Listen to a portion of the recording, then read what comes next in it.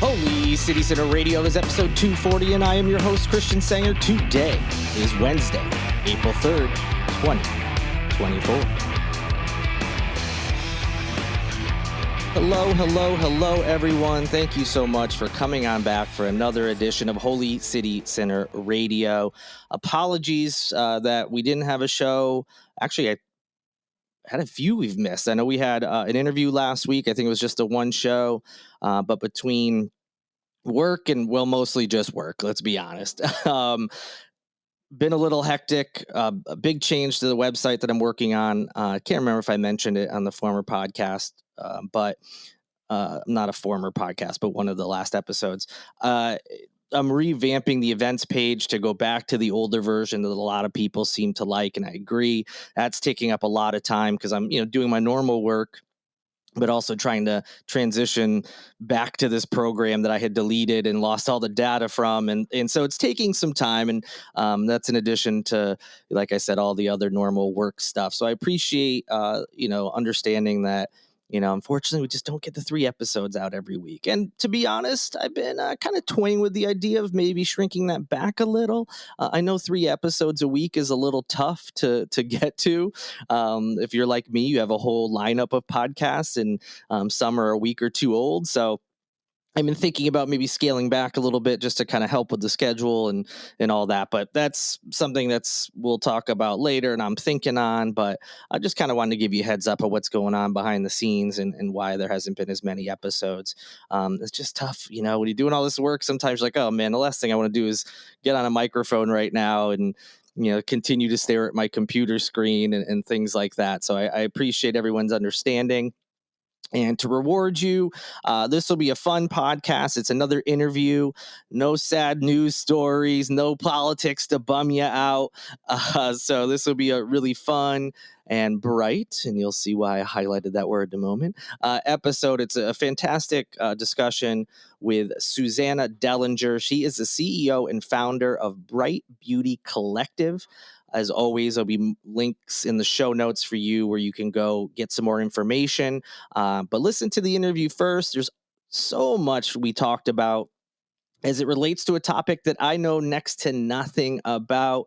It's not just the, beauty care industry. It's specific about conscious beauty. What does that mean? What does it entail? And how could it lead to you making a big change in the world, not just yourself personally, but can do things that help out the planet in general? Again, I've heard a little bit about this topic, beauty care in general. I've heard a little bit about from friends, and picking up things here and there. I've been to your Sephoras, I've been to your Ultas, I've purchased products there. So I've learned a little bit about some of the different types of things that are out there, but I'm sure many of you who are listening know a lot more about the industry in general. I've also heard about some of the damages the industry can do. But, to be honest, it was a bit of a blind spot for me. It's just not something that I confront or read about or see on a day-to-day basis. So it was really interesting for me to learn more. There was a couple shocking, statistics that were mentioned. But overall, I think even if you know a little bit about this topic, you'll learn some things. And even if you're an expert, you're going to learn about a great local company. And also, she mentions a few other local companies that are making these types of products right here in Charleston. And she mentions another one that is nearby as well. So it's a great interview to learn, again, about the topic in general, but also about what is happening here locally as it relates to his conscious beauty products, the initiative, and kind of the shift that a lot of people are making in that direction. So don't want to hold you up anymore. We're going to get right into the interview right now. And joining me now, as promised, is Susannah Dellinger with Bright Beauty Collective. She is the CEO and founder. So excited to be talking to her today. Thank you so much for joining me. Thank you for having me. Excited to chat. All right, great. Now, I'm excited because this is what I would call one of my blind spots, is beauty products, and just all these things. So I'm very excited to learn more about it because I know it's much more than just that.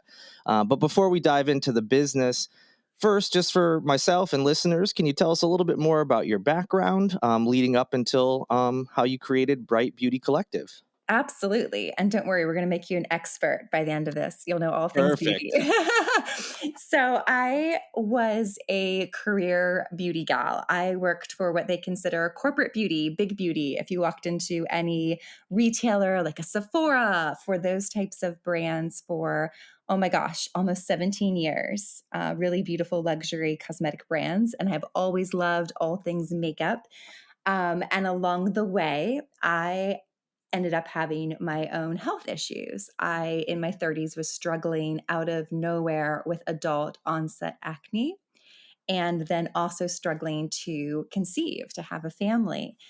And I started to go down a rabbit hole, doctors after doctors. And I'm sure, as any woman will tell you, the infertility cycle is not so fun. And you're willing to try just about anything. And looking at everything from the foods you eat to, I actually had a doctor talk to me and say, "What products do you use on your skin?"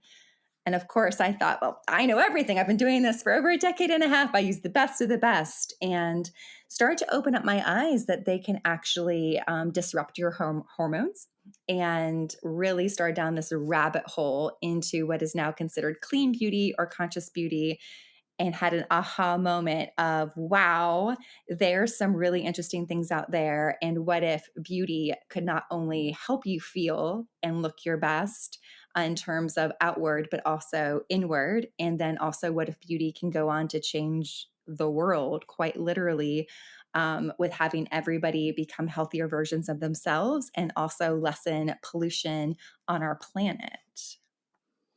Yeah, I've heard a little bit about, this about, certain brands obviously being better for, people, of course, but also, like you said, environment, Yeah. sustainability, things like that. Did you end up ultimately finding out anything about, you don't have to name any specific products or anything if you don't want to, but did you end up figuring out if something was in fact causing any of the issues that you were going through? Yeah, so I was actually able to figure out 2 things: that I 100% was having some adverse reactions to fragrances that were in products, which is pretty universal out there with brands. Fragrances in our country can actually mean a lot of different things, just the way that labeling is allowed, and so people can have some pretty severe allergies as well as different reactions to it. So not having fragrances in my products was 100% game changing for my skin. Before and Mm, after, it definitely helped me. And then I also found out, not in terms of just ingredients, but I did some deep dives and realized, which a lot of other people already knew perhaps, was that beauty is the number 2 polluter to our planet, right behind oil and gas. wow. Which, that's not great company. No offense to the oil and gas industry, they're No. not known for their best planet loving practices, right? And that to me was mind boggling, because I love the industry and it's so fun. And you realize it's not just the waste from the products, but it's how it's manufactured and the energy outputs and the runoffs into waterways. The same ingredients that we're having allergic reactions to, or what's called endocrine disruptors, fragrances are known to do that too, which they upset the hormone balance in your body. It does that to aquatic and marine life. So anytime you take a shower, anytime you're putting shampoos down the drain, etc., that's ending up into our waterways, and it's causing certain species of marine life to actually die off because they're not Wow. able to reproduce. Is that wild or what? Yeah, the stat, especially about it being the second biggest, source of pollution. That's shocking to me, um, for sure. So this started out as just a personal journey, about yourself and something you were going through, but then you also realize, oh, there's all these other negative aspects to some of these products. Yeah, it So started to be very selfish, right? I just cared about myself, yeah, my skin, my issues, right? And then as I peeled the layer of the onion, it was really this global impact yeah. that got Sure, me it's not that going. you didn't care. It's just who would Right. have thought, Uh, and then you I do discovered it. Yes. care. So then, you're on this personal journey. You learn this, and you could have just been like, "Oh, well, that's some interesting information," and Right. maybe told people you knew. But you decided to turn this into a business. Yeah. So what kind of led you into that? And also, what does I've seen the term conscious beauty. What does that mean to you and the business you created? So much good stuff there. So, first and foremost, I did actually say to somebody should go fix this and do something about this. It shouldn't be me, right? That wasn't the first thought. I didn't say, oh my gosh, there's a business opportunity here. I'm very transparent about the fact that I did not go to school for business. That's not my background. I actually went to school for theater. That's not, they don't teach you in theater how to do things like start a business plan. That's not part Right. of it. But I did realize is, who else better than somebody who's, lived and breathed this industry for so long. I started to see some really great brands that in my mind were formulating with some great ingredients, leaving out some of the stuff that was causing problems for me personally, being really conscious of how they package things, how they had different alternative energy sources, these great brands that really wanted to, change the industry. And they'd get into these stores like a Sephora or an Ulta or any of these big beauty stores, and then they'd leave, or what's called being exited, pretty quickly because they didn't really know what to do once they were in a store. How do you compete with these billion-dollar companies, right? With all this Mm, advertising behind them. And I had a little bit of a key to the kingdom in understanding how sales fields worked. That's what I did for all these other gorgeous companies and other brands. And I thought, what would happen if we took a really powerful sales team who not only loved beauty, but our term is planet loving superstars? What if they were also really into loving the planet and were able to get people to understand how these products worked? And so that was the idea. That was the test, and we did it for one small brand. I had 5 people that worked for me, and our brand had one product on the shelf. Quite literally, it was a mascara of a brand partner we worked with, and we sold so much of that mascara in our first 2 days of being in the retailer that the buying team called me, and it was on Zoom because it was during the pandemic days. And they said, "We need to know who you are and what just happened because we've never seen this much mascara sell in one day." And that gave birth to them referring other people to come here. And we had just wonderful clients come out and seek our services because nobody had done it before, where we were really highlighting only conscious beauty brands. It was the first time that had been done here in the States. And to us, what conscious beauty means at Bright Beauty Collective is brands who are just that. They're conscious and thoughtful about the types of ingredients that the people using the products are actually putting into their bodies. They're also conscious about things like finding alternative energy sources. We have brands that are really cool and use solar power technology and wind power. Actually, a local Charleston brand is one of them. RMS Beauty is one of our brands here, and they do some great work with alternative energy. And brands that are also thoughtful about the communities where ingredients are harvested. I had never in all my years of beauty stopped to think about, well, where do all these different ingredients come from? What is it like for those communities where these are sourced? And our brand partners participate in wonderful organizations that help to reforest their areas that they take the ingredients from, or also build schools in certain areas, do education in areas too. So just giving back to community, whatever that means for that particular brand, was really important for us to see, because with billions of dollars in the beauty industry, when you start to give back in that way and replant forests and teach people and build homes and hospitals, you then quite literally change a world. And I think that's a pretty cool thing to do with a lipstick. yeah, absolutely. And I'm sure, it's probably just a matter of education for a lot of people who, Yeah. like yourself, just didn't think about what happens behind the scenes and why would we? We have so much else going on. It's probably just a matter of educating them, like, hey, you prefer the X product, but I have Y product, and here's Yeah. the big differences between them. I'm sure people, once they hear that, are like, well, I'll definitely prefer that. 100%. And what's great is, again, working with our brand partners, they have such beautiful products because it's skincare and makeup. It's fun stuff. You want it to look good and feel good first on your skin. So the product has to do that. Nobody wants to just, no offense to a product that might be this, but rub beats on their cheeks and call it a day. That's not a Right, luxurious, right. fun experience for anybody. You want to have product that can perform just like the rest of the market. And then you educate the client once they love how they look and say, by the way, did you know that this is sustainably sourced or that this is fragrance free or, of course, cruelty free? No animals were harmed. That's just icing on the cake for the client. But first and foremost, does the brand actually work? Does the product actually look Right. good? Right. Yeah, because it's great to buy these products that are better for the environment or whatever it may Yeah. be, but if it's not working, Yeah. it's missing a core element of what people are looking for. And it actually causes more waste because you throw it away. So Right. ironically, it becomes a worse problem, right? Just piling up stuff you don't use.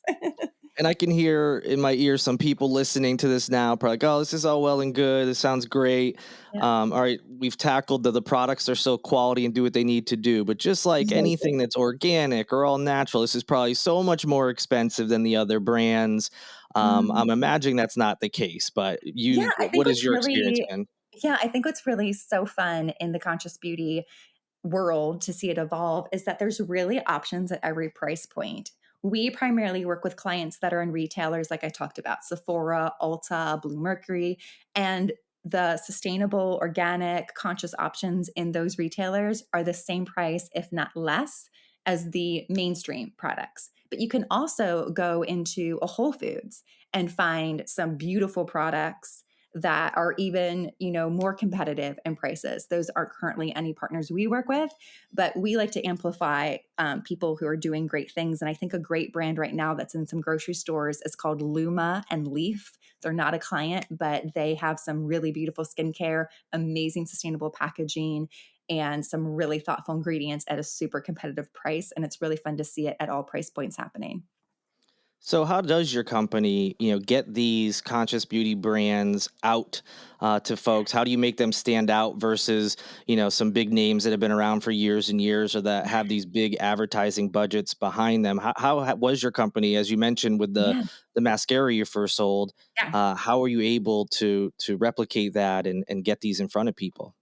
I would say we have some of the best teams in the business. I'm lucky to have known some people for some time here throughout the US, and they like to have fun. And it's actually one of our core values. And I think a biggest difference that any company can do is when you have fun, clients, etc., people shopping, they notice. So our core value is above all else, have fun. And we bring that to life for our brand partners. We throw fun theme events inside of our retailers.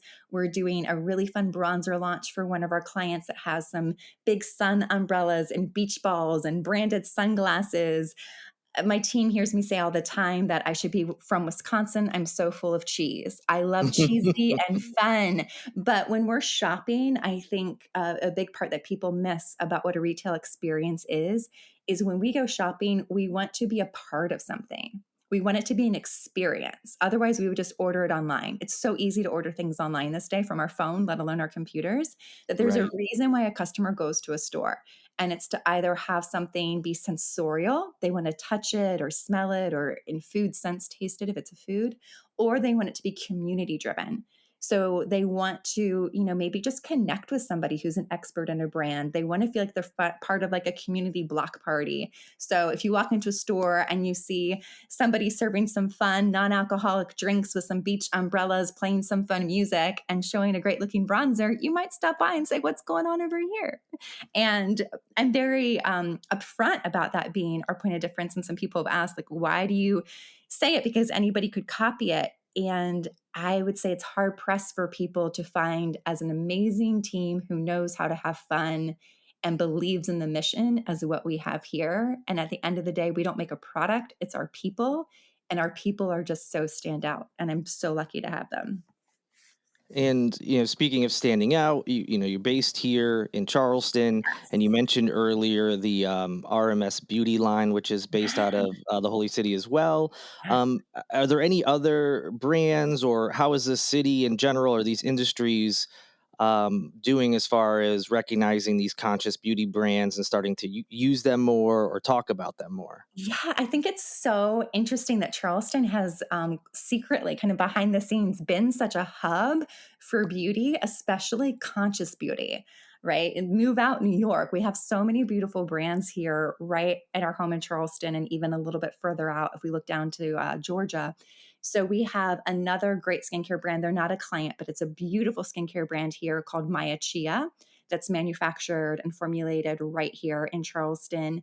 There's another smaller spa line called Me Time Botanicals, owned by somebody here in Charleston named Kara. That's an amazing spa line that's all conscious. And then if you go to St. Simon's Island, Georgia, if we pretend for a moment that can be a little subset of Charleston, one of our other brand partners, One Love Organics, is based in St. Simon's Island, Georgia, and is here in Charleston all the time. Her name is Suzanne, and I love her story. She was so committed to finding what's called an EcoCert lab, which is a facility that meets all the criteria to be EcoCert for how conscious they are with their formulations and packaging and manufacturing, that she built her own. And she said, Oh, "You wow. know what? Real estate is great down there, in Georgia, in this area of the country, and we don't have to go to LA, we don't have to go to New York." And she made that her hub. And it's very famous or infamous that Rosemary Swift, the founder of RMS Beauty, did the same thing with Charleston years and years ago, decades and decades ago. She's considered the godmother of conscious beauty, or clean beauty, if you will. And she loved the Savannah and Charleston area so much. She said, "Let's just make our own lab right here. Let's just make our own manufacturing facility." They now, of course, they've grown so big, they use lots of different labs, but everything is shipped out and done right here in West Ashley. Very cool. And you mentioned earlier that by using some of these products, people can literally change the world. And it's obvious that that's important to you, as it seems to be a tenet of your company and your beliefs. And you've mentioned in that vein, you've mentioned a couple companies that aren't even clients of yours, but you think are Yeah. just doing the right thing. So it shows that. But in addition to that, you also have a partnership with an organization called One World Health. And Yes. so if you could tell me a little bit about that and any other ways your company gives back to the community. Sure. So One World Health is also, they're a charity that's based here in Charleston. Their headquarters are here in Charleston, always keeping Hmm. it local. But they do amazing work around the globe. And what they do, they look at sustainability in building healthcare and hospitals in third world countries, right? There's amazing different organizations like Doctors Without Borders, et cetera, where they might travel in and help people while they're there. But this was founded by a local doctor who had traveled on one of those such trips and realized, well, what happens when that prescription I just wrote runs out and I'm no longer here? And they started this mission to go and build these hospitals and train local people in, these third world countries to be nurses, to be hospital administrators, and actually have sustainable, ongoing healthcare that is far and above what would typically be there in that type of country. And I was lucky enough to meet somebody who works for One World Health right here. When I was at Harbor Club, shout out to Harbor Club in downtown Charleston and West Edge, and she let me know their work. And they had just started work on a first ever of its kind neonatal center in Uganda. And she shared with me the staggering, horrible stats about how hard it is for women to give birth in Uganda, and how many children end up dying, Mm. and how many women actually end up passing away because of just they have children so young and then they continue to have children. And, they might be facing the birth of their ninth child who now needs extended hospital stay, but they can't afford it because they have to feed their other eight children back at home. So just unimaginable choices are being made on which child you let live or die. And so we immediately at BBC said, this is our exact right partner. We have had from the beginning said internally that our letters BBC for Bright Beauty Collective actually stand for babies before cosmetics, because all of us, when we were starting out, all had children under the age of 2. And we were like, we are never going to be the company that says you can't have your kid on your Zoom screen, because that was just our life as working mothers. And this was a way to put our money where our mouth was, is there's these babies and these women who are really suffering in consequences that none of us could ever imagine, having to choose which child would survive. So we donate a portion of our revenue every single month to One World in this particular facility. And they've been just a wonderful, amazing partner. And I encourage any local business based in Charleston to check them out and the work that they're doing in Uganda, Central America, and some other areas. That's fantastic. Yeah, I've actually had a couple friends who have done trips. I don't know if it must have been Uganda specifically, but for sure in Africa with One World Health, they went over to help in different capacities. And like you said, it's a great local organization, and it's Yeah. awesome that your company is assisting them by donating. That's pretty great. And you know, we've talked about these conscious beauty products and how they can improve things on the planet, but also we kind of touched it at the beginning, but it can also help with your well-being personally as well. Absolutely, absolutely. I'm so glad you said that because another thing we look at too is just how brands are marketed, right? Like that could be a whole nother topic for a whole nother day. But unfortunately, some beauty products are marketed to make women and men, to feel a little bit less about themselves, right? Hmm. Even the term Sure. anti-aging, that doesn't feel so great, right? We're all aging. Yep. That's the point. And so one of the conscious models we look at too is just really how are we talking to consumers, and instead of saying, like, oh, you should fix this about yourself, how about what you want to amplify about yourself, what you love about yourself? Use skincare and cosmetics to bring that forward versus feeling like you have to hide something because you don't fit some Eurocentric beauty standard. That's ridiculous. And that's not the environment that I would want my 5-year-old daughter to grow up in.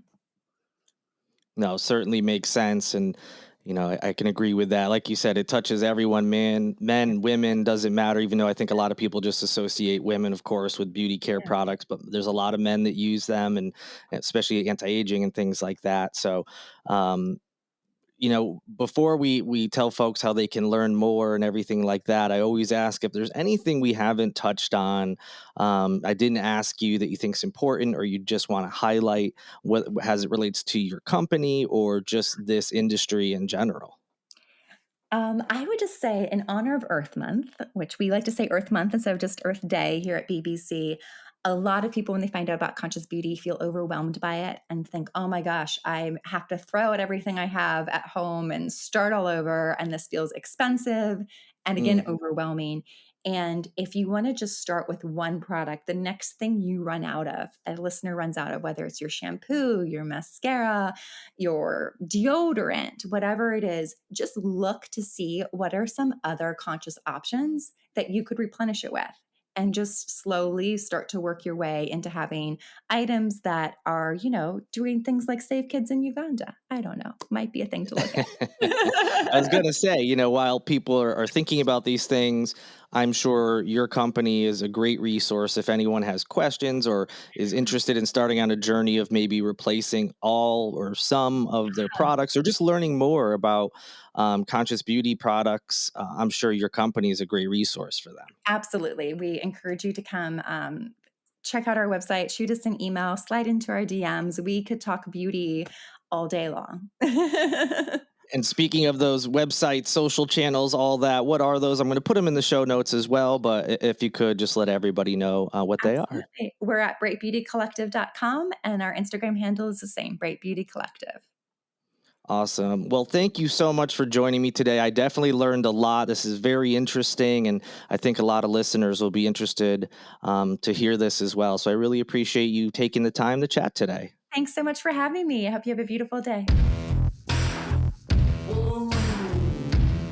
Thank you so much for listening to this episode. I hope you enjoyed the chat with Susannah Dellinger, CEO and founder of Bright Beauty Collective. Really love learning about her business, the industry, the things that they are doing, and the changes that she is aiming to make and has already made in the world. I think it's pretty great learning about things like this. I hope you enjoyed it as well. To learn more, as always, visit the link in the show notes. I will be back with you on Friday. I know sometimes I say that, it doesn't always happen, but that is the plan. The plan is to be back on Friday, barring any unforeseen changes. I do have some exciting, fun news to say that I am planning on going to the final four of the men's basketball tournament in Phoenix. My UConn Huskies, the number one overall seed in the tournament, have just been blowing the doors off of everyone. They're 2 wins away from back-to-back national championships. And I am going to be in the building. Knock on wood. There's no flight delays, cancellations, or any unforeseen things that prevent that from happening. But I am planning on heading out to Arizona, and I'm so excited for that. But I'll be doing that this weekend, so there should be no disruption with your episode on Friday. I'd be remiss if I didn't also mention that the UConn women's team has also made the Final Four. That is going to be in Cleveland. If you haven't been paying attention to women's basketball this year, it has been phenomenal. There has been the emergence of some new stars, some big names like Caitlin Clark. I'm sure you've seen her name all over. Even if you're not a sports fan, there's just some incredible players right now, and several of them are going to be in the Final Four. So be sure to watch that. Be sure to watch the men's tournament. And oddly enough, UConn is not the only school that has two teams in the Final Four.